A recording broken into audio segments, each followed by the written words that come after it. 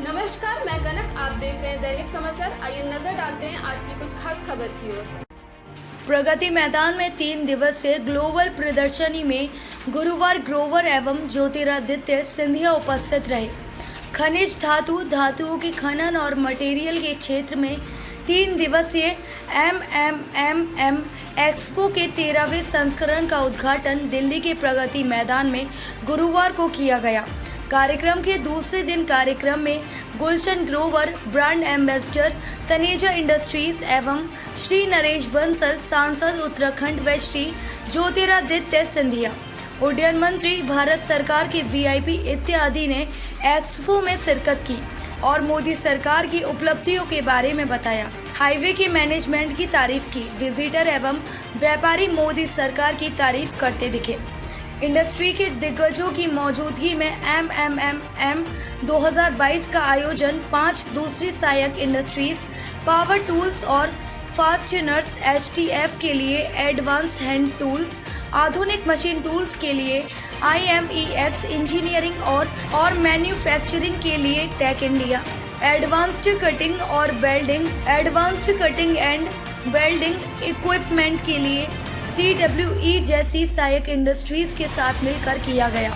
Laser technology और किफ़ायती और सेकंड हैंड मशीनरी के लिए UMEX का प्रदर्शन भी इस एक्सपो में किया जाएगा।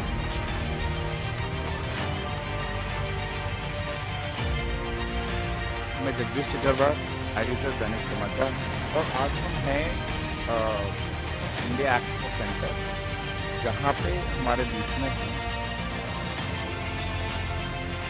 नरेश बंसल जी, लोकसभा सांसद उत्तराखंड से, और आइए उनसे जानते हैं क्या बताते हैं। उन्होंने अपने प्रोडक्ट्स डिस्प्ले किया है और देश भर से जो कस्टमर्स हैं, यूजर्स हैं, डिस्ट्रीब्यूटर्स हैं, वो भी आएंगे। तो एक स्थान पर सबको एक अपॉर्चुनिटी मिलती है, नई नई चीज़ें उनको मिलती हैं, तो एक व्यापार इससे बढ़ता है।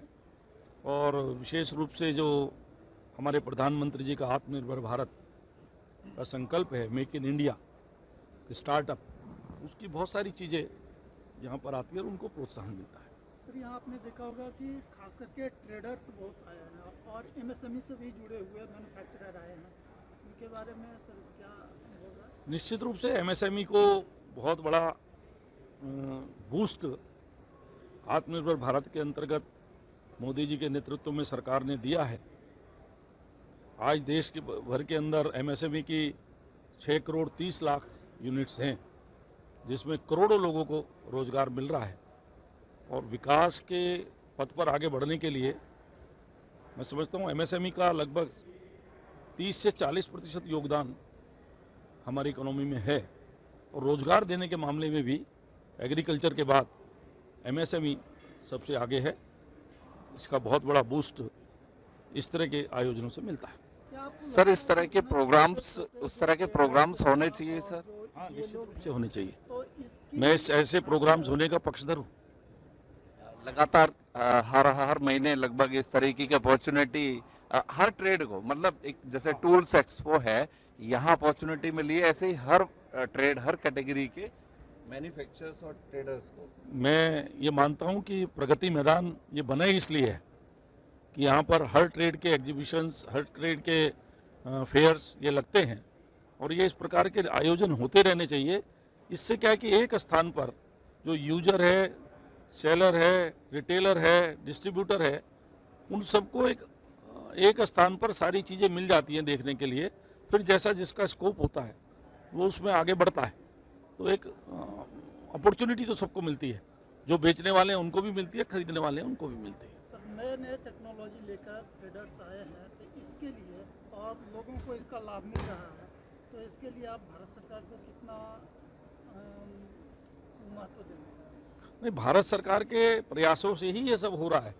जगह जगह पर ये लग रहे हैं। अभी जैसे यहाँ लगा है, अगले महीने शायद बेंगलोर में लगने वाला है, फिर मुंबई में लगने वाला है। इस तरह से हर एक मैं तो समझता हूँ इसको और आगे बढ़ाना चाहिए। सर हम चाहते हैं कि हर लोकसभा क्षेत्र में भी जैसे कि ये तो एक इंडिया एक्सपो है, तो यहाँ तो बहुत चुनिंदा लोग ही पहुंच पाते हैं। तो क्या आप सहमत हैं कि हर लोकसभा क्षेत्र में इस तरीके के आयोजन होने चाहिए? नहीं, लोकसभा स्तर पर जैसी वहाँ की आवश्यकता और वहाँ का प्रोडक्ट है उसके आधार पर होते हैं, लेकिन मैं इस चीज़ का पक्षधर हूँ कि हर राज्य की राजधानी में कम से कम ऐसे जरूर होने चाहिए। और अगर यहाँ की एसोसिएशन अप्रोच करेगी तो मैं उत्तराखंड में कराने का प्रयास करूँगा। जी जी, सर थोड़ी सी उत्तराखंड के बारे में कुछ बता दीजिए। बोलिए। उत्तराखंड में आजकल बाढ़ और प्राकृतिक विविधता से लोग त्रस्त हैं, तो सरकार कितना काम करवा पा रही है? नहीं, उत्तराखंड सरकार जो है बढ़ चढ़ के इस तरीके के प्रोग्रामों में हिस्सा लेती है। तो हम चाहेंगे सर कि अब उत्तराखंड जो है कब ऑर्गेनाइज करेंगे? देखिए, मैंने अभी 7, 8, 9 जुलाई को उत्तराखंड की राजधानी देहरादून में राइजिंग उत्तराखंड के नाम से एक मेगा एग्जीबिशन किया, जिसमें इसी प्रकार के सारे साइंस के क्षेत्र में जितने जितने विकास हो रहे हैं, ऐसे लगभग 35 विभाग उसमें आए। DRDO, आर्यभट्ट, IIP और लगभग 10,000 छात्रों ने उसको देखा। वो आए 3 दिन की मेगा एग्जीबिशन में, सरकार का भी उसमें सहयोग मिला और उसकी बड़ी सराहना हुई है। बच्चों को भी अवेकनिंग आई है, उसमें नए नए क्या आविष्कार हो रहे हैं, सेना में क्या रिफॉर्म्स हो रहे हैं, ये सारी चीज़ें देखने को मिलती हैं। तो अगर आप लोग सब मिलकर प्रयास करेंगे तो हम भी उसमें योगदान देंगे कि उत्तराखंड में लगे। वर्तमान समय में सर उत्तराखंड में जो विकास के कार्य चल रहे हैं, सरकार के जो कार्य चल रहे हैं और आपदाओं से निपटने में उनको जो समस्याएं भी आ रही है, उसके बारे में कुछ बताइए। देखिए, आपदाएं, उत्तराखंड पर्वतीय राज्य है और हमारे पहाड़ भी कच्चे पहाड़ हैं, मिट्टी के पहाड़ हैं, तो बरसात में लगभग आपदाएं आती रहती हैं। हम भी इसके अभ्यस्त हैं। हमारा प्रयास होता है कि जब भी कोई आपदा है उसमें कम से कम नुकसान हो और सरकार त्वरित रूप से वहाँ पर ग्राउंड जीरो पर जाकर के जनता को राहत दे सके। वो काम सरकार ने अभी बखूबी किया है। केंद्र की सरकार उसमें सहायता देती है, NDRF, SDRF, ये सब संस्थाएं उसमें अपना सहयोग करती है और कम से कम नुकसान और कैजुअलिटी हो, इसका प्रयास होता है। जी, तो ये थे हमारे साथ श्री नरेश बंसल जी, जिन्होंने बताया कि इस तरीके के प्रोत्साहित कार्यक्रम सरकार का प्रयास रहता है कि हर क्षेत्र में हो और हर लोकसभा में कुछ न कुछ सरकार कुछ न कुछ इस तरह के कदम उठा रही है और निरंतर जो है मोदी सरकार हर राज्य में इस तरीके के कार्यक्रम करती रहेगी। ये इंडिया एक्सपो है और साथ में हर राज्य की राजधानी में कम से कम ऐसे एक्सपो आगे भी आपको देखने को मिलते रहेंगे। मैं जगदीश शिकरवा, संपादक दैनिक समाचार, इंडिया एक्सपो प्रगति मैदान। नमस्कार, मैं संसपाल दैनिक समाचार से हम हैं प्रगति मैदान के अंदर और यहाँ पर एक अभिनेता हमारे बीच में हैं जो सुप्रसिद्ध हैं और जिनको किसी भी इंट्रोडक्शन की ज़रूरत नहीं है। आइए बात करते हैं गुलशन ग्रोवर जी से, आइए मिलते हैं उनसे। हमारे मित्र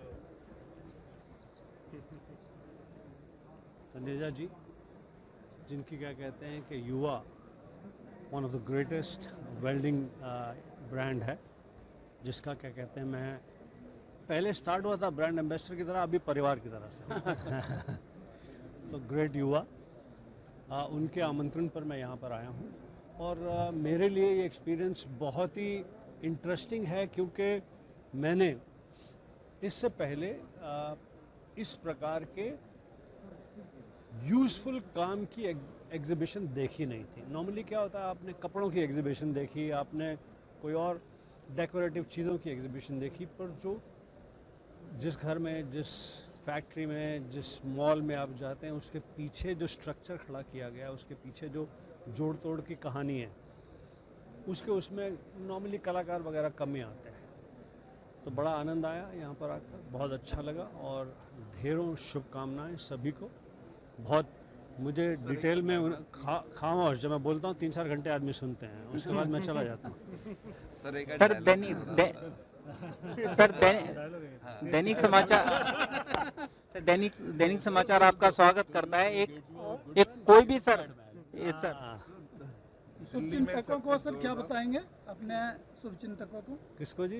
अपने शुभचिंतकों को इसके बारे में। हाँ, शुभचिंतकों को यही कहेंगे कि आएँ, देखें कि किस प्रकार से और जिन्होंने बताया कि अभी बहुत सारी कंट्रीज़ के लोग अटेंड नहीं कर सके क्योंकि 3 या 4 साल के बाद खुली है, तो बहुत ही बढ़िया बात है।